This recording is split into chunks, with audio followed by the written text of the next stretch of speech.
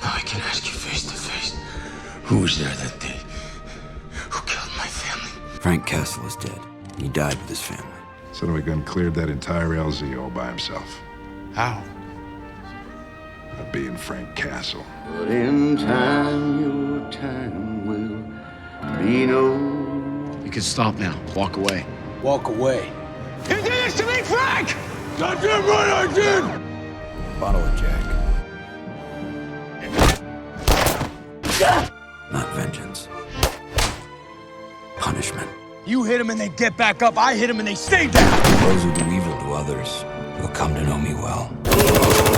Call me I answer Punisher. I'm right here! You want it, I'll give it to you! And anybody who came here today, hear me whine, hear me beg, hear me kiss my No one actually wants to be the Punisher.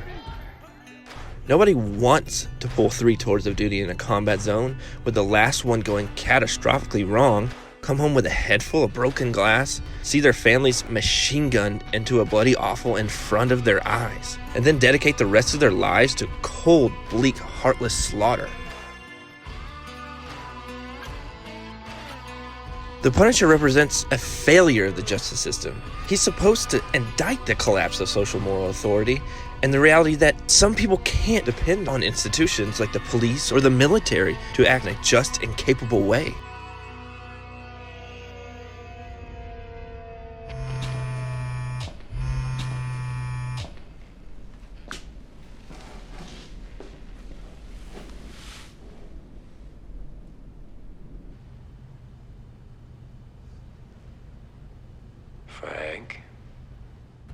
Frank Castle's war ends one way, but as in nearly every conflict, the campaign to conclusion is fraught with blood, bodies, and borrowed time.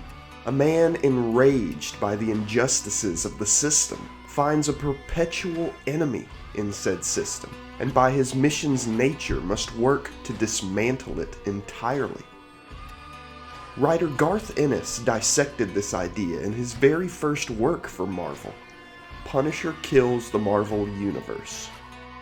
Ennis's story charts the Punisher's course from his devastating birth to his morose conclusion, confronting the question, what is left when the war is over, yet the Skull's wrath still writhes through Frank Castle's bones?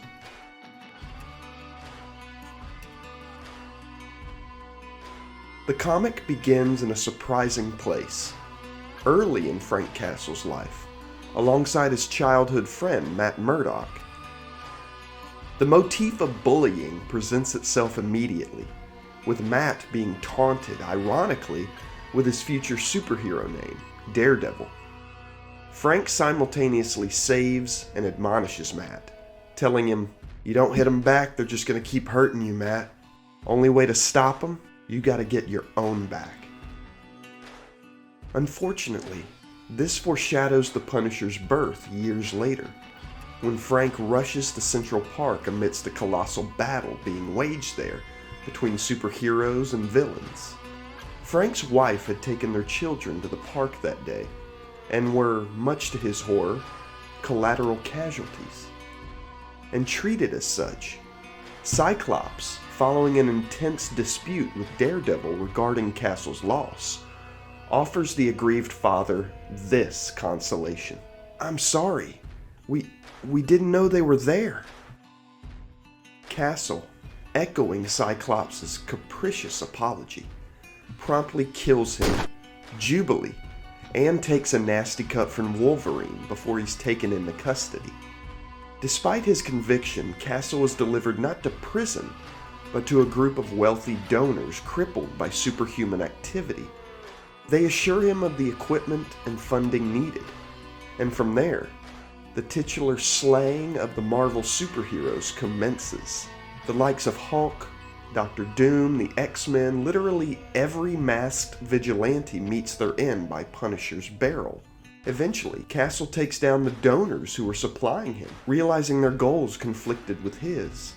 This leaves Castle to face the last superhero left, Daredevil, the visage of the damned concealing the childhood friend Castle defended so long ago. Frank bests him, but Matt takes the opportunity to reveal his identity, saying, "There's always someone under the mask, Frank, but you killed us all." "No, Matt," Punisher says. "There's one more to go." The villain of this story is not the superhuman population, the donors, or the Punisher specifically. Rather, the devil is in the design.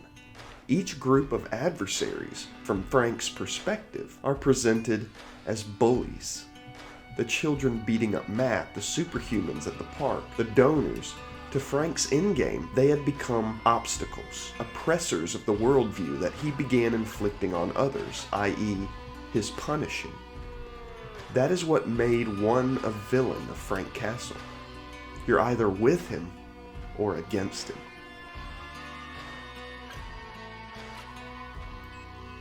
Scattered between the episodes of violent retaliation are brief, albeit significant interludes between Frank and Matt. As a lawyer, Matt serves as a representation of the system, the proper way of seeking justice, which Frank quickly finds himself on the wrong side of. However, Frank also disrupts an entirely new system of power, that of superhumans. Mature superhero fiction generally touches on the effects the mere existence of especially gifted beings has on the general population. Following the natural order of things, it would introduce a major source of chaos into their daily lives.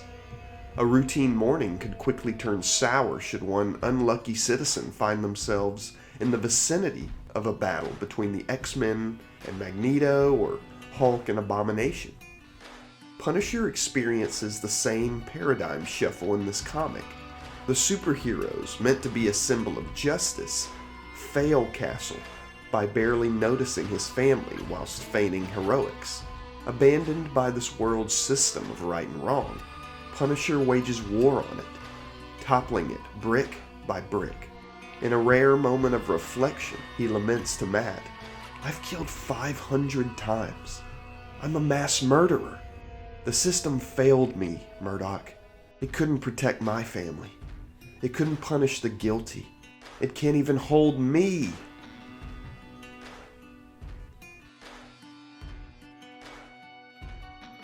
The Punisher was born in the dismal, disheartening seconds leading up to Frank Castle's dispatching of Cyclops. At that juncture, he found those tasked with keeping innocents safe, i.e., the system, had not only fallen short in that regard, but had taken something from him. The system itself had become a bully. Undoubtedly, Frank recalled his own words to Matt Murdock all those years ago. "You gotta get your own back." Following Cyclops' death, the Punisher's slaughter purged every masked bully from Frank Castle's world. His mission was complete, the system dismantled. In its place, though, an inevitable replacement. That of the dissident, the one without power, now in power. Revolution's task is complete once the revolting has subsided, giving way to governing. A new, better way to live. Or is it? So goes the question of the cycles of violence and war bearing down on even the skull-clad gunfighter. Frank Castle's mission was complete, but the Punisher's continued. A subversive, anarchic mission fueled by opposition to the system. And as Matt demonstrated for him, Frank had become the bully, the Punisher's perpetual enemy.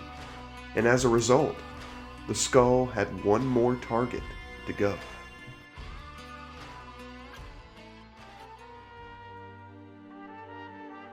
This character and symbol was never intended as a symbol of oppression. This is a symbol of systematic failure of equal justice. The Punisher's purpose is to destroy oppressors, or bullies, but Frank Castle's saga concludes with his demise. In the wake of the savagery, Frank Castle spawns not a dazzling tomorrow, but a darker today. The system remains, or a system, with simply another despot enforcing his will. While one person may believe they'd be different, it's a matter of awareness. People are too vast and various for any one person's will to overtake others. In this way, writer Garth Ennis defines the Punisher in a marvelously anti-violent lens, a view contrary to all of my own previous assumptions about the character. Punisher Kills the Marvel Universe helped me comprehend why Frank Castle does what he does. It's a cautionary tale. Bounding forward forever in bloodshed won't rid the world of bullies. War ends only one way. Even with enemies fallen all around, there would still be one more to go.